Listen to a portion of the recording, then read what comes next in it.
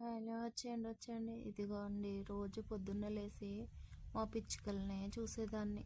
ఈరోజు పొద్దున్నే లేచేసరికి మా పిచ్చుక చనిపోయి పడుంది. దాన్ని చూసి చాలా బాధేసింది నాకు. మనసు బాగాలేనప్పుడు వచ్చి వీటినే చూస్తూ ప్రశాంతంగా ఉండేది. ఈ కిచకిచలంటూ మాట్లాడుతూ ఉంటే భలే ప్రశాంతంగా అనిపించేది. నైట్ బాగుంది, ఫుడ్ ఉంది, ఫుడ్ పెట్టాను, వాటర్ పెట్టాను. 2 డేస్ నుంచే డల్గా ఉంది. ఏమో ఫుడ్ వాటర్ అయితే బాగానే ఉంది కదా అని వెళ్ళి పడుకునేసిన. పొద్దున్నే వచ్చి చూసేసరికి ఇలా చనిపోయింది. చాలా బాధేసింది నాకు.